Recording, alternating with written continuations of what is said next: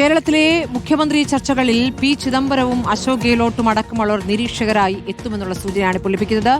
എംഎൽഎമാരുടെ അഭിപ്രായത്തിനൊപ്പം മുതിർന്ന നേതാക്കളുടെയും എംപിമാരുടെയും അഭിപ്രായങ്ങളും ഹൈക്കമാൻഡ് കേൾക്കും. ചർച്ചകളിൽ അമിതമായ തിടുക്കമുണ്ടാകില്ല എന്നാണ് ഹൈക്കമാൻഡ് വൃത്തങ്ങൾ നൽകുന്ന വിവരം. നോബിൾ മാരിക്കാരൻ വിവരങ്ങളുമായി. നോബിൾ, അപ്പോൾ സമയമെടുത്ത ശേഷമായിരിക്കും മുഖ്യമന്ത്രി ആര് എന്ന് നിശ്ചയിക്കുക എന്നാണോ മനസ്സിലാക്കേണ്ടത്? ഇപ്പോൾ നിരീക്ഷകരായി അശോക് ഗെഹ്ലോട്ടും പി ചിദംബരവുമാകും എന്ന കാര്യം ഉറപ്പിച്ചോ? ഇന്ന് രാത്രിയാണ് തീരുമാനമുണ്ടാവുക, നാളെയോടെ എത്തുമെന്നൊക്കെയാണല്ലോ കേട്ടിരുന്നത്.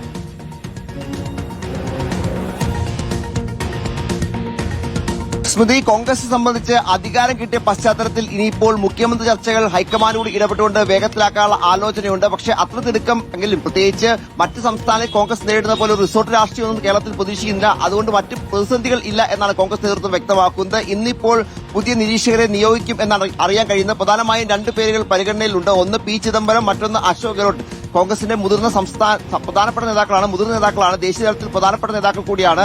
അതുകൊണ്ട് തന്നെ പരിചയമുള്ള, പ്രത്യേകിച്ച് പല സംസ്ഥാനങ്ങളും സമാനമായ നിരീക്ഷകരാക്കി എത്തി വലിയ പരിചയമുള്ള നേതാക്കളാണ്. അതുകൊണ്ട് എത്രയും വേഗം അവരെ നിരീക്ഷകരായി നിയോഗിക്കാനുള്ള തീരുമാനം എടുക്കും എന്നാണ് വിവരം ഉള്ളത്. കൂടുതൽ പേരുകളും പരിഗണനയിൽ ഉണ്ട്. എന്താണെങ്കിലും നേതാക്കളെ തീരുമാനിച്ചുകൊണ്ട് സംസ്ഥാനത്തേക്ക് ഒരുപക്ഷെ നാളെ തന്നെ അവരെ അയക്കാനുള്ള സാധ്യതയും ഉണ്ട്. വിശദമായ ചർച്ചകൾ നടത്തി, പ്രത്യേകിച്ച് എംഎൽഎമാർ, മുതിർന്ന നേതാക്കൾ, എംപിമാർ അടക്കമുള്ള ആളുകൾ വേണ്ടി വന്നാൽ ഘടകകക്ഷികൾ കൂടി ആശയവിനിമയം നടത്തിക്കൊണ്ട് തീരുമാനത്തിലേക്ക് പോവുക എന്നാണ് കോൺഗ്രസ് ഹൈക്കമാൻഡ് ലക്ഷ്യം വെക്കുന്നത്. കൃത്യമായ പേരുകളിലൊന്നും മുൻവിധികൾ എന്താണെങ്കിലും ഹൈക്കമാൻഡില്ല. സംസ്ഥാനത്തെ എംഎൽഎമാരുടെയും നേതാക്കളുടെയും വികാരം മനസ്സിലാക്കി മാത്രം മതി മുഖ്യമന്ത്രി എന്താണ് തീരുമാനം. പ്രത്യേകിച്ച് സംസ്ഥാനത്ത് വലിയ തരത്തിൽ മുഖ്യമന്ത്രി കസേരയ്ക്ക് വേണ്ടിയുള്ള വടംവലികൾ ആരംഭിക്കുന്ന സാഹചര്യമുണ്ട്. ഒരു വശത്ത് V D Satheesan, Ramesh Chennithala, K C Venugopal അടക്കമുള്ള ആളുകൾ ഈ പദവിയിലേക്ക് കണ്ണുനട്ടിരിക്കുന്ന പശ്ചാത്തലം കൂടിയുണ്ട്. അതുകൊണ്ട് തന്നെ അതിവേഗം ചർച്ചകളിലേക്ക് കടന്നുകൊണ്ട് ഒരു തിടുക്കപ്പെട്ട് ധൃതി പിടിച്ച ഒരു തീരുമാനത്തിലേക്ക് പോകേണ്ടതില്ല. എല്ലാ നേതാക്കളെയും കേട്ട ശേഷം മാത്രം മതി തീരുമാനം എന്നാണ് ഹൈക്കമാൻഡ്.